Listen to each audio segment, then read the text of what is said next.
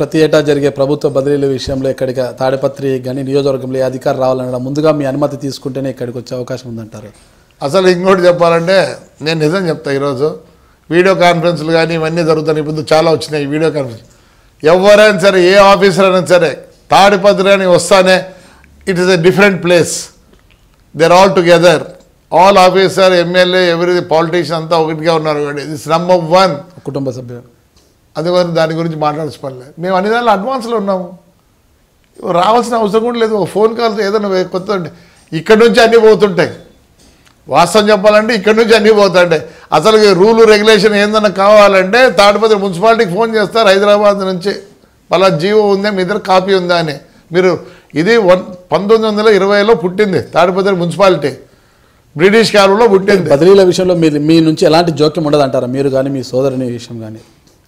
ఒకటండి, ఇక్కడ work to mind అనే ఒకటి సిస్టమ్ ఉంది. ఇక్కడ those who work will not send them, those who don't work we ask them to go and leave. ఎవరైనా రావచ్చు, పని చేయాలి. ఎవడు వచ్చినా వాడిని పని చేయాలి. ఇప్పుడు మా మున్సిపాలిటీలో చూసుకున్నాం, for incidence auditing every year auditing అవుతుంది. కొన్ని మున్సిపాలిటీలో 25 సంవత్సరాలు 30 సంవత్సరాలు ఆడిటింగ్ లేదు. ఈ నెల పోయిన నెల అయితే ఈ నెల 15వ తేదీ లోపల మొత్తం అకౌంట్స్ వెళ్ళిపోవాల్సింది. ఎక్కడెక్కడ పోవాలి, అక్కడ హైదరాబాద్ కానీ అనంతపురం కానీ పోవాలా. ఈడ పని చేయనివాడు కూడా ఇటుకు వస్తే ఆటోమేటిక్గా పని చేస్తాడు.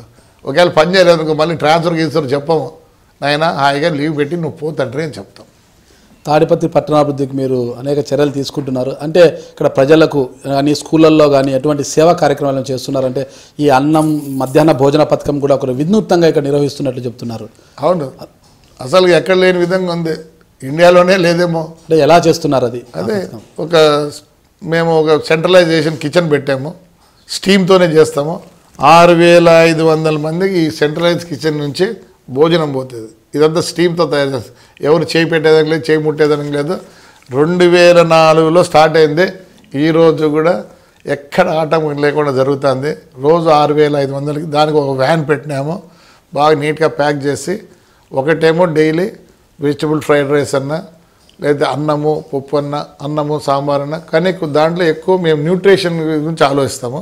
పెరుగన్నం కంపల్సరీ. పెరుగన్నంలో తిరువాత పెట్టి ఈ మా ఊర్లో ఫ్రూట్స్ చాలా చెక్తాయి, సపోటా కానీ కలింగర కానీ ఏదైనా ఉన్నా ప్రతి ఒక్కటి దానిమ్మ కానీ ఏమన్నా వేసి దాన్ని చేసి ప్రతి స్కూల్కి మా వ్యాన్తో పంపిస్తాం.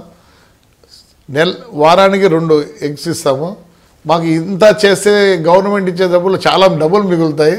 మళ్ళీ స్వీటు ఇవన్నీ కూడా ఇస్తాము.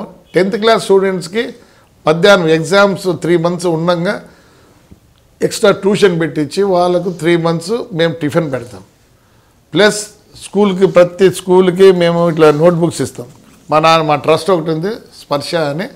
దీంట్లో 10th 9th 8th 10 books ఇస్తాము. 7th 6th 7 books ఇస్తాము.